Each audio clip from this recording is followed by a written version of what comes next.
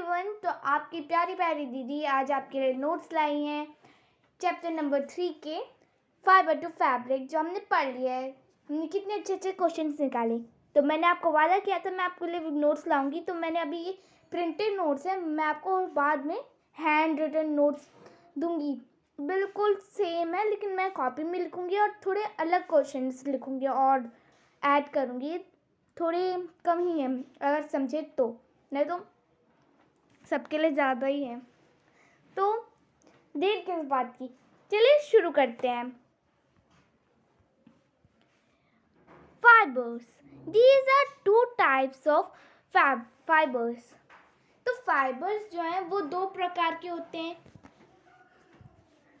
चलिए देखते हैं कौन कौन से हैं। Natural fibres, the fibres which are obtained from plants and animals. Example, cotton, jute, silk, wool. So natural fibre है जो प्लांट से लिए जाते हैं, प्लांट्स और एनिमल्स से। जैसे एग्जांपल तो आप जानते हैं, ये cotton, jute, silk and wool. और फिर है हमारे next synthetic fibres, man made fibers which are not obtained from plants and animal sources. तो ये प्लांट्स और एनिमल सोर्स से नहीं लिए जाते हैं सिंथेटिक फाइबर्स, ये लोगों के द्वारा बनाया जाता है। और जैसे एग्जांपल हो गया rayon, nylon, polyester etcetera. So अब है fibres from plant sources, fibres जो प्लांट से लिए जाते हैं। जैसे है cotton is grown in black soil and warm climate. So जो कॉटन है वो काली मिट्टी में उगाया जाता है और वार्म क्लाइमेट में वो उगता है अच्छे से। फिर है jute, jute is obtained from stem of jute plant। और ये जूट जो है वो जूट की प्लांट की स्टेम से निकाला जाता है। Fibres from animal sources, wool, wool cloth is spun from yarn made from the fibers of thick belly of sheep। जो शीप के फर होते हैं उससे बनता है, ये जो निकालते हैं उसको पहले साफ वाफ करके वूल उसका निकालते हैं, उससे बनता है यार्न, थिक थिक स्ट्रिप्स बनती है। और इसी प्रोसेस के साथ हम आगे देखेंगे और कौन कौन से प्रोसेस हैं वूल के लिए बनाने के लिए। Silk, silk thread is obtained from the saliva of an insect called silkworm. तो silk ये थ्रेड है जो लिया जाता है, obtained means लिया जाता है, सलाइवा, एक कीड़े की सलाइवा से लिया जाता है जिसका नाम है सिल्कवॉर्म। वो धागा बनाता है और उसका सलाइवा उसके साथ होता है।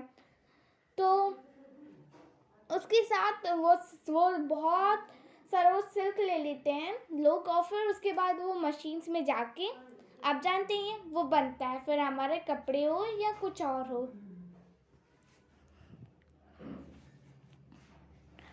Process of wool it's involves for 4 steps. तो 4 स्टेप्स हैं वूल के प्रोसेसिंग के लिए। स्टेप नंबर 1,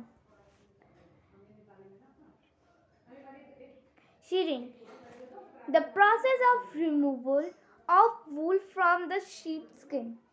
ये एक ऐसा प्रोसेस है जो शीप मतलब भेड़ की उसके जो फर होते हैं उसको निकाला जाता है उसकी स्किन से, ताकि उससे बन पाए। Grafting, the process of separating fields from damaged wool। तो ये अच्छे जो होते हैं उसके फर टाइप की, उसको सेपरेट कर दिया जाता है। वो जो खराब हो जाते हैं वूल जिसमें खराबी होती है, मीन्स बहुत ज़्यादा चिपका हो जाता है, स्टिकी या बोल सकते हैं वहाँ कुछ अच्छा नहीं है, कुछ वो पार्ट अच्छा नहीं है, सॉफ्ट नहीं है, चिकना नहीं है, जो मेथड जो उसमें प्रॉब्लम कर सकता है, तो डैमेज वूल को निकाल देते हैं वो लोग।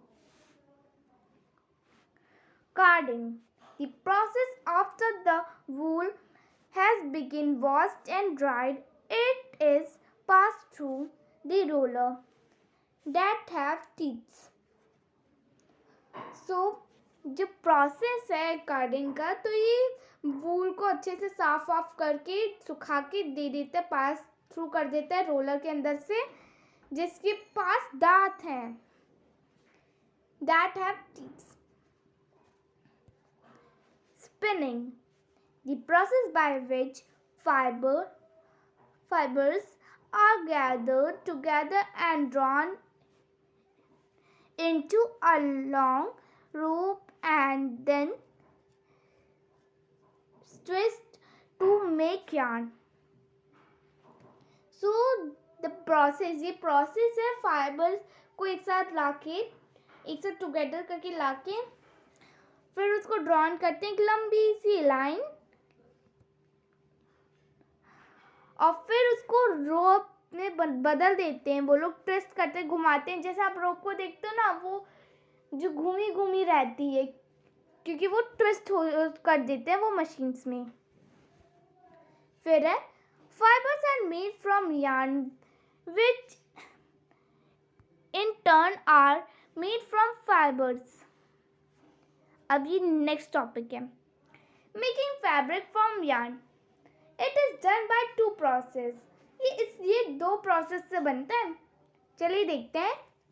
Weaving, the process by two sets of yarn are arranged together to form fabric. It is done on looms. ये प्रोसेस है जो सेट करते हैं, टू यार्न को अरेंज करते हैं टुगेदर में, एक साथ में, और फिर उसको डन करते हैं, उसको करते हैं लूम से। फिर हमारा नेक्स्ट प्रोसेस है knitting, the process by which a single yarn is used to make fabric. It is done by hand और मशीन। सो ये लास्ट प्रोसेस है जिसे वो सिंगल, एक अकेला yarn को लेते हैं तो फैब्रिक बनाने के लिए, उसको फाइबर से फैब्रिक बनाने के लिए। और ये डन हम इसको कर सकते हैं, हाथों की मदद से भी कर सकते हैं या तो मशीन से भी कर सकते हैं।